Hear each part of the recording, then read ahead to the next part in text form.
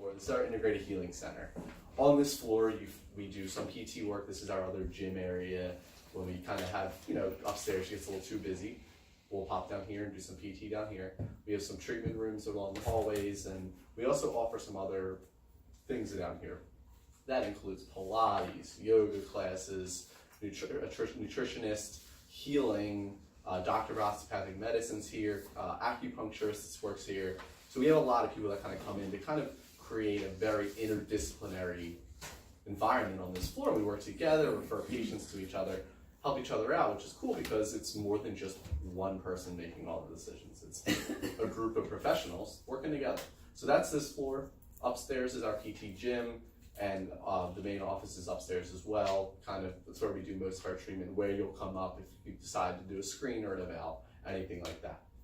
So if you do need to use the restroom, it's right across the hall, right there. In the back, videotaping, that's Michelle. Tyler is making sure anyone else is coming in and gave you, pens and helped you out immensely. They're our front office staff, and they're wonderful. They make my life exponentially easier.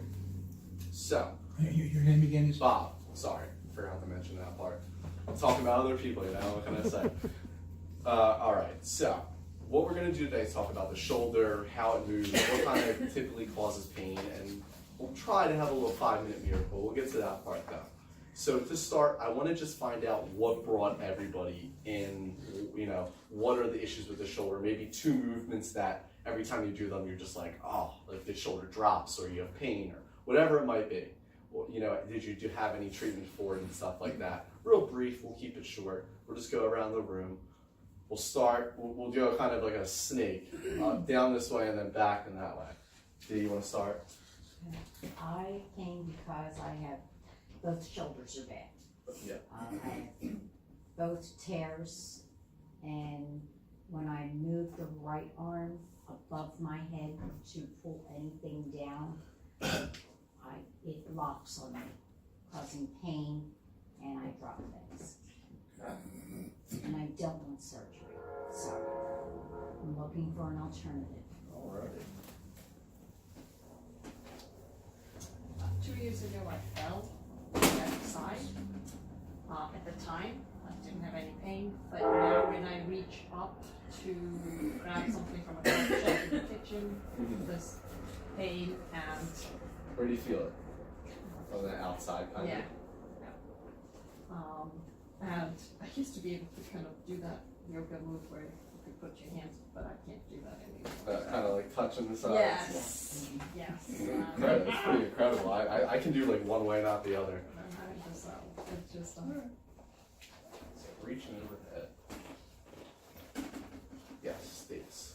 Pain, throwing a baseball, football, frisbee, anything like that, I can't do what I used to be able to do. Okay. Also, I have pain, I sleep on my right side, and I have pain sleeping. Okay. How do you sleep? Just out of curiosity, like I demonstrate. sleep on my Like, side. Do you do one of these? No, One of these? I can't do it. Good. Just wanted to make sure. If anyone does that, It actually, we'll talk about that, but none of that. that actually alleviates the pain, but I can't sleep like I that. can't sleep like that.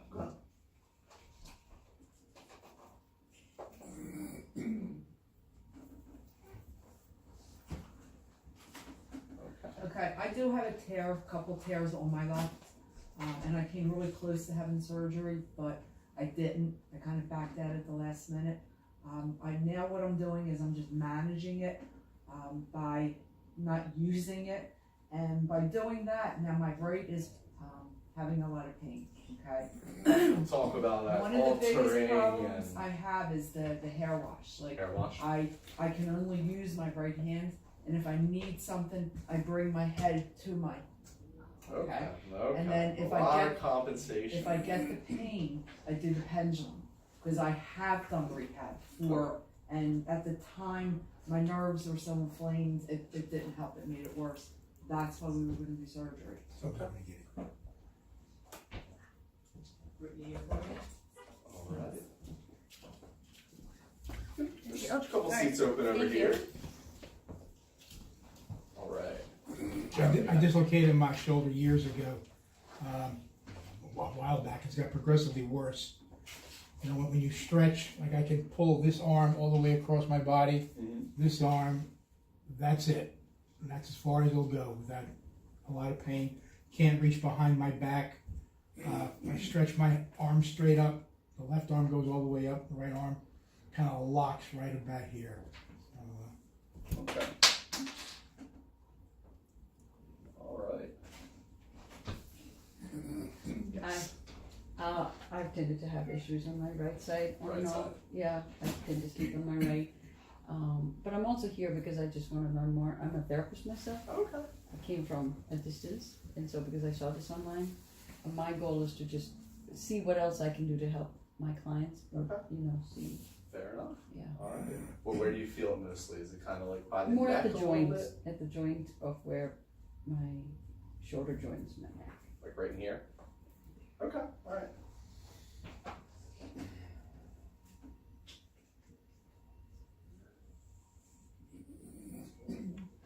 Okay.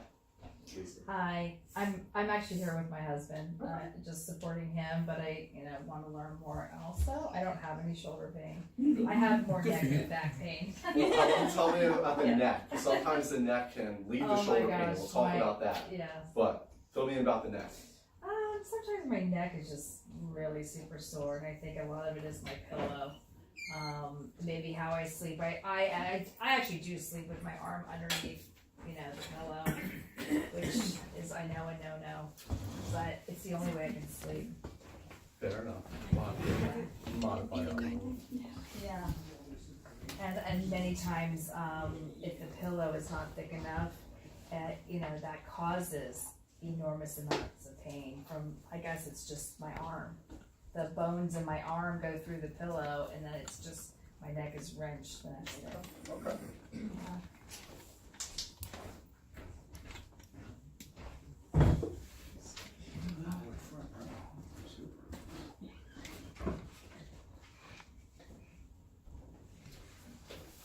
Okay, we'll pop that. We'll go this way, and then we'll come back for you too. All right. So we're just kind of giving an idea of Cindy we've met, of what's kind of the issue, what's causing the pain that you're experiencing, and have you done anything to kind of address it? So I also fell on my shoulder. It was probably 10 years ago, and every once in a while if I'd reach for something, it would hurt. But I just got back from a trip, and I was lifting heavy luggage, and thought I would die. I mean, it's been hard to sleep at night, and it was really. So I went to the orthopedic surgeon because I thought for sure I needed surgery, which I wasn't wanting to do. And he goes, no, we did X-rays and everything, but he did suggest that therapy might help. Okay. All right. Brittany. Sure. I guess I have chronic and widespread pain, but a lot of it will focus on the neck and the shoulders. Neck and shoulders, both sides. I'll wake up not sleeping very well, but I'll wake up feeling pain because I sleep on my side. Anything else irritated, reaching? Not Nothing really. particular, just kind of stiff and painful. Poor posture. I work with kids, so I'm on the floor a lot. Okay. So like hunching, yeah. Bob. I'm Bob too. How do you spell that? It's that, but backwards. Why am I here? Is that the question? What? Yeah. Fill me in. Short-term answer is I just last month had a severe problem, and I went to an orthopedic surgeon, and I got some shots over the course of a couple of weeks. I had calcified tendonitis, something along those lines, and I was like paralyzed, but the shots sound pretty normal. I played golf over the weekend. Okay. But I want to see if there's some kind of exercise or something that strengthens this and so. Okay, fair enough. Cindy, fill everyone else in. I already know. Fine. Similar to your experience, I fell about a year and a half ago. had things in both my hands, and I don't know, somehow, you know, and my shoulder was sore after I fell, but it kind of went away, and then it would come back and forth, you know, lifting something heavy, sometimes when I'm sleeping, because I sleep with my arm under my pillow as well. Okay. So I'm sure everyone noticed there's some commonalities. We tend to hurt ourselves in similar ways. We have similar pain patterns. Some things stand out. Some things really are just similar. No matter what, we all have to share these things. We're going to dive into the whole, why all this happens. But first, we're going to do a quick little fun screen. I'm going to pick a volunteer, if everyone's all right with it. You will be recorded, so, just keep that in mind. No pressure. I'll do all the talking. You just have to sit there and look pretty, all right? All right, so the first thing we're going to do, you guys can put your kind of things on the floor, find somewhere comfortable to put it, so we're going to catch them, right? Everyone feel how that is. Now we're going to go the other side. Lift that up overhead. Okay. Acknowledge how that feels. Now what you're going to do, remember the sides. You're going to rotate your head to the less affected side, just like that. Less. Whatever, less, yeah. And then you're going to go back to the other side and try that side. Now, did anyone find that when whatever arm was more restricted, they also couldn't rotate that way? Raise your hand. All right, we have two. Either one of you okay with being a volunteer? Sure. So, I'm gonna have you scoot this little guy out the way. I'm gonna have you take a seat right at the edge, right there.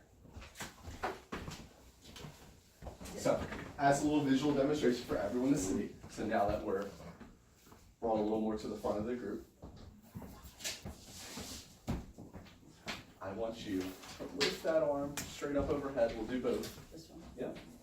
Okay. And then do the other one, just to compare. Everyone see that little difference? Let me stand up real quick for me. Kind of face me, do the same thing.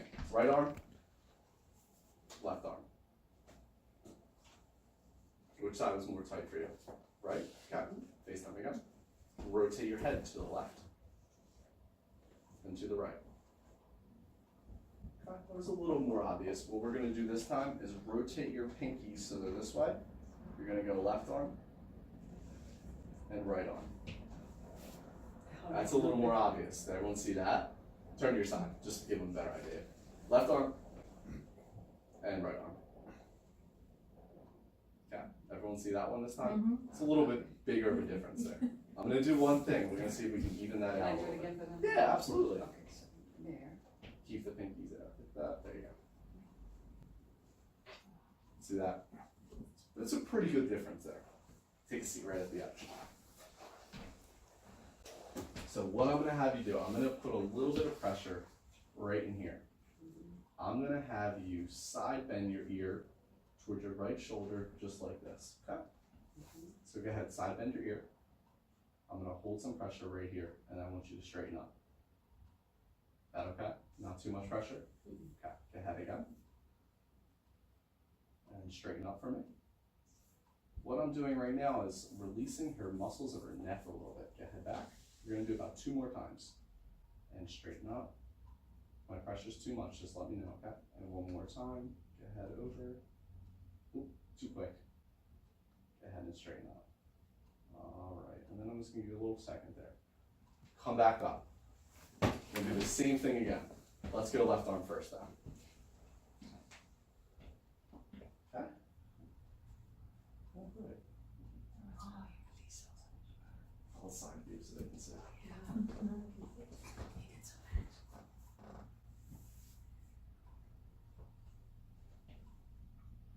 I'd say that's a little bit different. How about we rotate the neck now?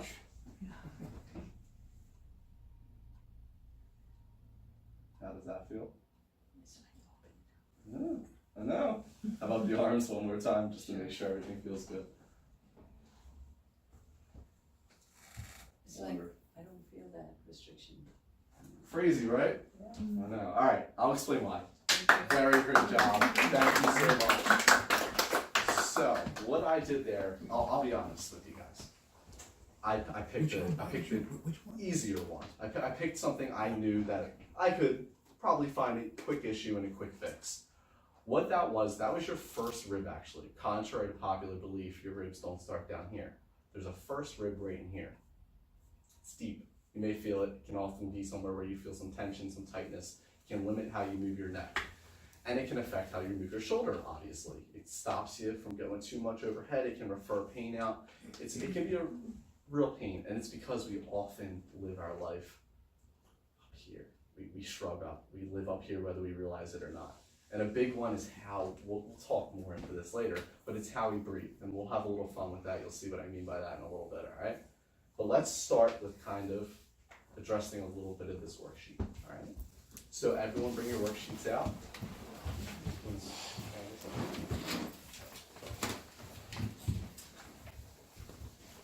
So, the rotator cuff. Do you have a worksheet? It wouldn't break. Don't worry. Got one for you. Anyone else not have a worksheet? Pen? Yeah. I was gonna have you write on it, but fair enough. I'll All take right. that.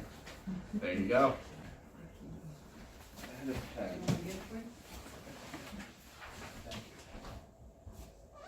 Find it. I can give her a seat. Right by the skeleton. Huh? Right by the skeleton. Am I missing? This is a.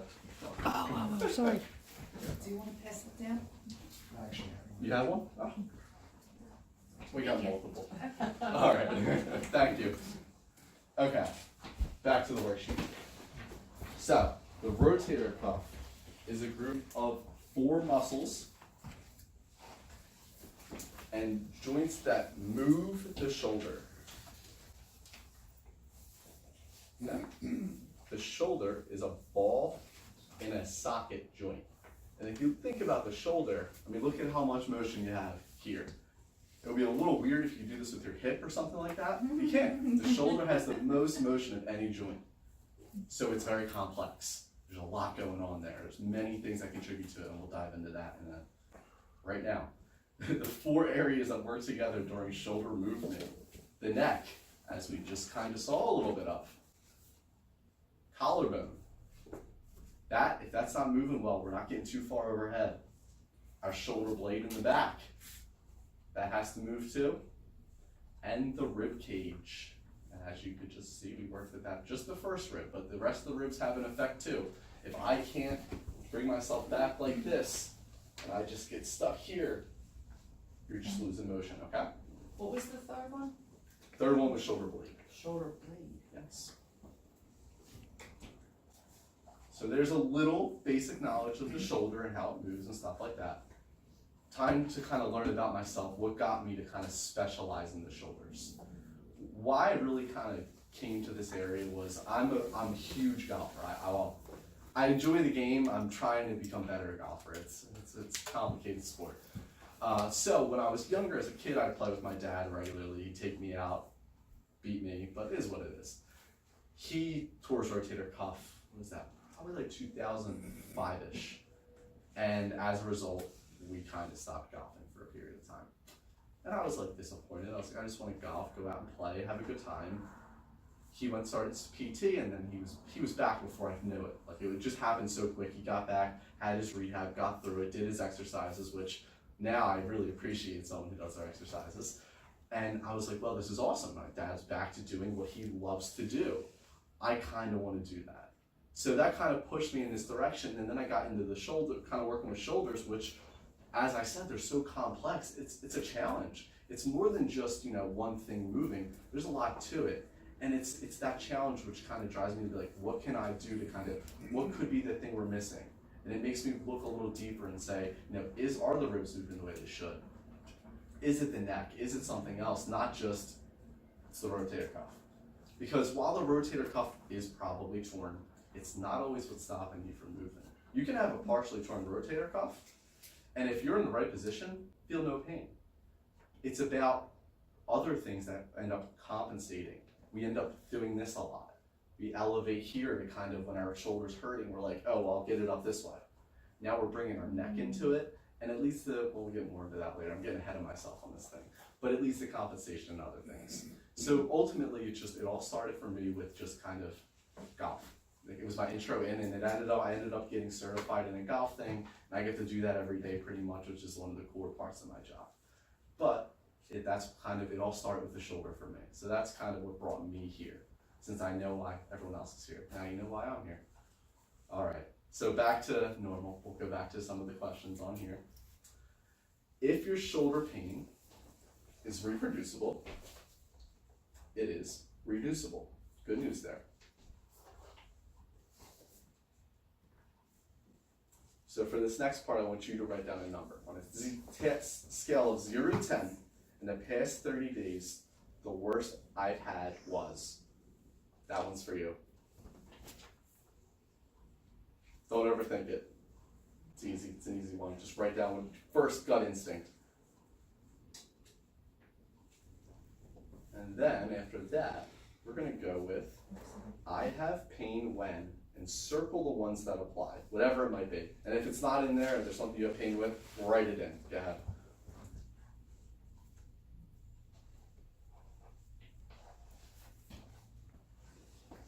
So you can have pain with so many different movements. Recently, I was treating a patient who overhead was his big limitation. It wasn't just pain, it was range of motion. This patient's name is Brian. I can say that, hip and stuff, I'll stop there. All right, so Brian would stop his shoulder mobility was basically very, very limited. Both sides, it was about here and here. I remember this to the T. Like it was, and then now I see him and I'm like, what happened? He did his home exercises, that's what happened. So now when I see him, his shoulder mobility is overhead to here and overhead to here. He's still a little limited on the left compared to the right, but it's a world of difference. And it was so mind-blowing because for so long he waited and he waited and he waited because he just was like, I don't know, I don't think anything's gonna help. And eventually, finally, he came in and we treated this neck and the shoulder. And what it was the first rib. So it was that same thing, and I did a lot of work with him on that. I added stretches for him to do, and now he's overhead lifting. He would get intense spasms on his left side, right in this area of his pec, and we'll come to find out, it was just referring there, and it was all coming from up here, because when we started putting some pressure there, whenever he had it, boom, faded right away. And now his spasms are like once every few weeks he'll have one when the weather's bad. Other than that, like just complete functional change. One of the core things I got to see someone go from so limited to so much better so quick. So, back to this again. I go on my little rants. Stop me if you have any questions. The number one biggest mistake shoulder pain sufferers make is they ignore it. When you ignore it, something worse can happen. We have someone else, not treating anymore, but before, she put it off. She put it off, she put it off, she put it off for way too long. Unfortunately, she developed frozen shoulder. Anyone know what that is? Yeah, it's bad. It can take upwards to 3 years to fully regain range of motion, strength, and pain to go away. It's a tough thing. It freezes, it thaws, it's a whole complicated mess, and it is tough to handle. There's nothing we can do to speed up the process. It's a waiting game. That's what can happen with the ignoring. It all started with one thing, and then what happens is you ignore it. So what do? You stop using it, you stop using it, you stop using it, you start compensating. All these funny things start happening, and next thing you know, things lock up for good. Well, not for good, but that's a lot of time not to have a shoulder. And that's unfortunate, and it happens. We just want to prevent it. That's why you came here today, is just to prevent these things. Learn about them, learn that there is something you can do to help. All right? So, the 3 things you can do about your pain right now, this moment. Number 1 is ignore it. But let's not do that, all right? Let's do something about it. Number 2 is alter it. That comes back into compensation and what I talked about with compensation. Whether it be, you're reaching for something on a high shelf. Ideally, we reach up, we grab it, we bring it down. But when our shoulder's in pain and we reach up, we bring it down. Now we've brought other muscles into it, other things into it. You can alter it with other things. Alter it with cortisone shots. Anyone have a cortisone shot? Not with the shoulder. Not for the shoulder. Not for shoulder, one for the shoulder. No matter where you get them, they're very limiting on how many they will give you. When you have a cortisone injection, it hits the muscle and makes it more prone to injury. So it's something that they're only going to give you maybe one or two of. But realistically, it's a Band-Aid. The mechanical cause of the pain is still there. It's not going anywhere. You can, throw a Band-Aid on it, but it's not going to get any better if, let's say the issue is your posture and you're hanging out here, very rounded in the shoulders, and you're just reaching for things, and each time you reach, you're having pain. Well, we know what's possibly going on. It's the shoulder. I'm gonna do a little drawing for you. Please don't judge. I did it my all. So, here's my sorry attempt at the shoulder. So, there's the humerus shoulder bone right there. Next, I'm going to draw. Anyone know what that's supposed to be? Collarbone. Shoulder blade. There you go. Close. That's coming up. So, next one. How about that? It's not collarbone, there's your hint. Which rib? It is something that comes off the shoulder blade. It's called the acromion. So the acromion, there's a lot of things that attach in there, and we're going to talk about why that's important. Lastly, collarbone. There we go. So there's my attempt at the shoulder. Like I said, I didn't go to school for art, but I think that's pretty good. So what we're going to talk about is this space right there. Why does that matter? So through that tiny little space right there passes a muscle called the supraspinatus.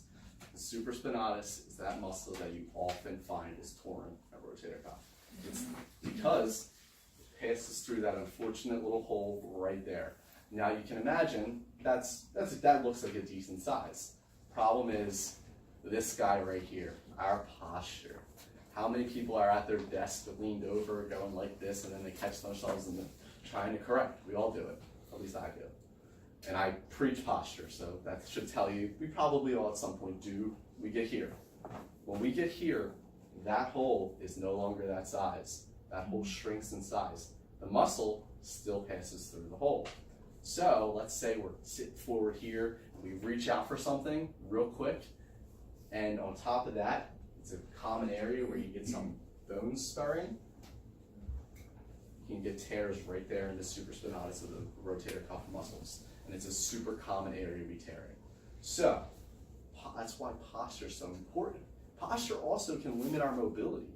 So example. I'm going to show off for a second. Here's my shoulder mobility. Here's my shoulder mobility. I can't go any further. And it's all because my posture wasn't where it needs to be. So while we always preach posture, this and that, it really does matter. And now good posture isn't just, oh, I'm up tall. This is not good posture. This is not comfortable for me. I would never tell someone that this is a good posture because I'm sitting here, I'm extending everything in my back just to try to make my shoulders look good. That's not it. That will never be it. You should feel relaxed in good posture. Everyone's posture, their perfect posture, it's different. No two people, you cannot do two people the same because we're all different. The way we do things is different. And that's where it's important to kind of sit down and discuss with someone who knows these kind of things. What do I need to do? And that's what I want to kind of educate today is it's not here, it's not here. It's that middle happy ground where we're just kind of sitting there like, this actually feels kind of good. I don't feel like I'm overactive. And that's what we want. Okay? Doing all right so far? All right, we'll get back to this. So, I said alter it. The third thing we can do is handle it. Now, I'm infamous for this one. Anyone's check engine light ever been on? I has. And you want to know how long I waited? About 2.5 months. Do you want to know how much that cost me? More than I want to talk about. I let the problem build rather than just handling it. Had I handled it right away, problem would have been solved a lot quicker. It wouldn't have damaged anything else, but I let it wait, I let it wait, I let it wait, I let it wait. Handle it. Make these changes, make something, whatever it might be. Whether it's with us, whether you need to see someone else, handle it before something like frozen shoulder comes on. Make the changes, it'll help, promise. Okay, top 3 common causes of shoulder pain. Number 1, problem in the neck. So, here's a fun little fact for you. In Americans, anyone older than 50 years young, 80% of people have degenerative changes in the neck. If we're talking 70 years young, it's 95% of people have degenerative changes in the neck. So you can see how the neck can lead to problems here. And you can see that with those neck muscles. Those neck muscles that attach to that rib, they're all part of the neck. While they attach to the rib, they also attach up here. You can see how they can elevate us up here. Now, this is what I wanted to show everyone. I want everyone to take a deep breath from me. Nice deep breath in. And I'm going to show you what I saw. Ready? So, anyone notice what I did? We do that. So think about this. Those neck muscles help us raise our shoulders. Now, every time we breathe, those neck muscles are helping us out. Watch this one, ready? Anyone notice anything? It's quiet, right? It's because I use that muscle that we're supposed to use. This is our diaphragm. Our diaphragm is our muscle that was meant to breathe. Unfortunately, we spend the whole day standing, sitting, walking, and our body responds to gravity. That's why we stand up when we walk. So gravity's pushing down on us. And our body's like, okay, breathe this way. Let's forget about the neck for a second. Imagine you were going for a run, and instead of the neck, your fist squeezes every time you breathe. Breathing, you're breathing, you're running, you're breathing, you're breathing, you're breathing. How's your fist gonna feel? Your neck's gonna feel the same way. It's gonna say, please stop. Anyone go for jogs or runs or anything? Well, do you ever notice after a while you start noticing the shoulders get uncomfortable, you're sitting there, you're kind of rolling it back? That's your body saying, hey, right there, use that. And it's because we're overactive up here. It's such a big problem. We have to address it. We have to start using our tummy, our diaphragm. Our diaphragm is a huge part that kind of not only lets the shoulders relax, diaphragmatic breathing just helps us relax. It's huge for that. Okay. Number 2, impingement.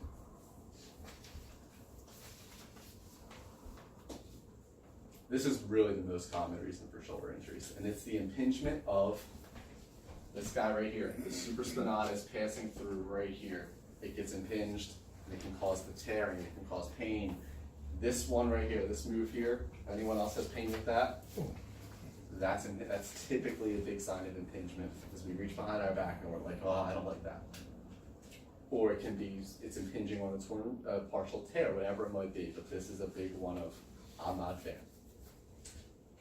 And 3 is poor posture, which we already talked about, but that's this thing. And us getting all slumpy and leading to just bad pain in the shoulders. Any questions so far?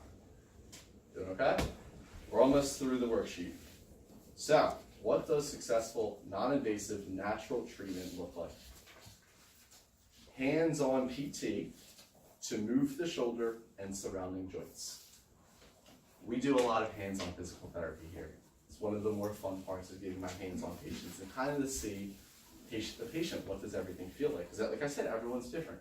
You can't treat any 2 people the same. If you end up coming in here, you'll notice I don't just check the one shoulder. I'm going to check both, whether both are an issue or not. I'm going to check both because I need to see what does the other one feel like that's not symptomatic. Why is there a difference? What's the difference? Is it your thoracic spine? Is it your rib cage? Is it the first rib? Is it the neck? I have to feel all these things to know what's causing problems on one side versus the other. Because you can have a partial tear or rotator cuff, but that may not be the reason. Number 2, strengthening exercises to retrain muscle memory. This is to get you moving in the right planes of motion again. When we see a lot of our dysfunctional movement patterns, dysfunctional movement patterns put you more prone risk of injury. We want to avoid them completely. This thing here, this reaching out here, not great. This sleeping here, not great. It elevates the shoulder, elevates the rib. We're sleeping all night like this. You're gonna wake up in the morning. You may wake up with those nerve pain in the hand. Did you ever wake up with that where you're just like shaking it out? That's because the arteries and run to the hand, they were getting pinched down on by that first rib, and the blood flow wasn't there, and it's like, please come back. That's a real pain one. They'll sometimes call that Saturday night palsy because, you know, you fall asleep like this, you're drinking too much. I won't tell. But these are the kinds of things you can see. All right, and C, the third one, our class 4 laser. So, we actually have, what is it called, a class 4 laser upstairs. It's a dye wave, that's the brand. What it does is pretty cool. Has anyone had like ultrasound, TENS unit, stim, anything like that before? So that's a modality. So is laser. But laser is the only non-invasive modality that creates physiological changes in the cell. So when you have these painful things, that painful movement, stuff like that, inflammation builds up. That inflammation puts this kind of nasty inflammatory byproducts, like this garbage, just build up in our cells. What the laser actually does is uses light energy to produce ATP in the cells and just basically provide the cells with food for energy. So they can kind of speed up the healing process, get out all those nasty inflammatory byproducts, help with pain, help with healing, improve it. Now, this isn't a miracle cure-all. If we're doing a laser treatment and then you go home and do all the things I talked about, those dysfunctional movements, I'm not going to see any changes. It's not meant to just be a one-time, one thing. It's not a miracle. But if you're able to combine this kind of treatment with hands-on work, with education on posture, body mechanics, how to move correctly, so you're not hurting yourself at home, and you're strengthening those right muscles, that's the key. That's why it's 3 things, not just or, it's and. Now, that is what it is, but we need to kind of just, it's a whole body approach. Head to toe. It's not one thing or the other. And that's why we also, one big thing we do here, not just the hands-on work, we like to kind of take a look at everything. So let's say you're coming in for the shoulder, and the shoulder's feeling basically 90%. You're like, I think I'm getting there. At that time, we like to kind of just do, let's make sure we didn't miss anything. So what we do is we do these different kinds of screens. We do what's called a selective functional movement assessment, or myself, because I'm a golfer, I do Titleist Performance Institute screens. This is for anyone who's a golfer. What it does is the golf one takes you through golf movements that are just particular to how you move in your golf swing. To select the SFMA, I'm just going to, rather than having to say that repeatedly, I'm going to go SFMA TPI. That looks at you within just general function and how you move and how things are moving completely through the body. Whether it's the ankles, knees, hips, how strong is the core, things like that. It looks at everything. And we use that to kind of say, look, the shoulder's looking great, keep up with that. I think we can clean up a few things maybe in the hip, because one big thing we see is if the hips aren't mobile, the back starts overworking, and you start having back pain. And I've had back pain. It was one of my least favorite things I've had. I managed it because I knew what to do, but back pain can be so debilitating. It's something we always want to try to avoid. So that's why we're quick to say, all right, look, the shoulder looks good. Let's clean up. Let's get you out of here. Here's a few more things to address that. Send you out so you don't have to come back here. Because don't get me wrong, it's nice to see great faces around here, but I'd rather you not be here, just because I'd rather you be out there. Because, it's a nice, beautiful day. All right? So, any questions as of right now? I think we missed. Did I miss an answer? I apologize. I talked. I thought we were on here, but if that's there. Oh. And then I It's, got. yeah, ignore it, Okay. alter it, handle it. Sorry about that. Any questions right now?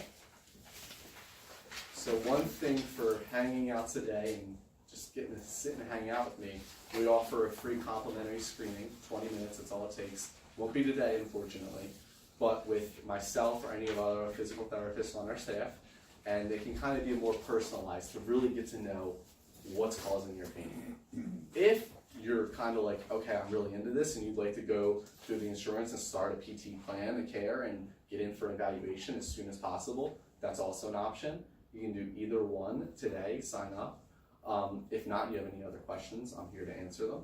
Okay, my first question, okay, so if you really do have a tear, how does that repair itself? Or does it ever repair? So for example, what the tear is, let's say it's a partial tear. It's a partial. Yes, so with a partial tear, if we're going and moving in these bad movements still, it's not gonna ever repair itself. The laser has shown ability to heal, produce collagen and stem cells to help heal. That's something, the thing is with the laser, I will say this, is not covered by insurance. It's been FDA approved for about 20 years, but they're hesitant to, insurance companies are about 15 years behind the FDA, so it's gonna take some time. They're slow to cover things they don't love, but there's a ton of research out there about it. You can absolutely look into it. Class 4 lasers, if anybody would like to research them. We have a lot of stuff upstairs for them. I can give you something to go home today. But if you're comboing that with avoiding those irritating motions and strengthening the right muscles, which are often behind here, because what happens is when we get a little slouch forward, these muscles in the front, our pec muscles, they tighten up a lot. As a result, that other side, these muscles here, they start getting lengthened. When our muscles lengthen and they're not being used, they get weak. So they need those postural strengthening exercises. So if you combo some treatment, some better posture, avoiding the dysfunctional things, absolutely. But it's not just like simple things, unfortunately. Ideally, it would be, but haven't figured that one out. I'll let you know though. So what's the ideal sleeping position? And what kind of pillow should you be using? I'll show you. I don't have a pillow, but so I suggest if you're having shoulder pain, the side can be good. Obviously not laying on your bad shoulder. What I'll say is I kind of teach almost like a 3/4 position where you're not completely over here because this doesn't look good. You're kind of scrunched in here. But if you're able to take more of like kind of like a lay like this where the pillow's on this side, and this is the more affected shoulder, and we're kind of laying with the pillow here, it's pretty comfortable and it keeps that shoulder happy. Now, if this other shoulder's not an issue and you're fine laying on that side and your bed's super soft and comfortable, so be it. But that's if I was showing someone with shoulder pain on both sides, that's what I would show them, because it keeps both shoulders in a happier position than we're here, not good. Up here, definitely not a fan of these, just because, again, that first rib elevates, can pinch down on nerves and arteries. What's called the brachial plexus, and I don't have to worry about that. It's basically all the nerves that go to our arm. It runs with arteries. That's what gets pinched down on the way to the arm by that rib. So that's the thing you want to watch for. That's why this and this, no goes for sleeping. How about total back sleeping? Is that acceptable? Because the only way I can sleep now because of this Absolutely. is pillow and then pillow on either side. I call it my little my So barrier. yeah, as long as your back's okay. That's the one thing. Sometimes people's back, people have some back pain when they sleep flat on their back. Okay, no back pain. How about sleeping on your stomach? If it's comfortable. I I'm mean, sometimes the neck positioning can probably be not the best idea. at 3/4 on my stomach, so. And this is the shoulder that's up, and this is the one that's down. And this is the one I can't move. I would just find a better sleeping position. I try. I can't do it. I mean, Can't do it? I can't. There's no way I can do it. I've tried. Can't sleep my back. I know that. I'd like to screen. I'd like to screen and get a better idea. Just of everything moving, that will give you a better idea. I'll take the screen and actually try. Any other questions?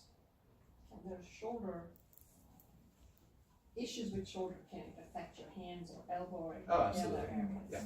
So back to that, back to the first rib again. Let's go first rib and neck, because they both can.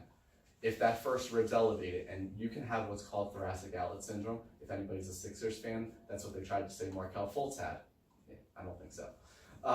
Anyway, it can impede other motions too, and it can cause pain down to the elbow, down to the hand. You can get radiating pain all from that. The neck as well, there's degenerative changes. When you have degenerative changes in the neck, the space between the vertebrae oh, that's a bad vertebrae, decreases though. So this space where the nerves come out, that shrinks down this way. Now those nerves start getting a pinch and can refer pain from here to here to here, all the way down the hand, tingling, numbness, all possibilities.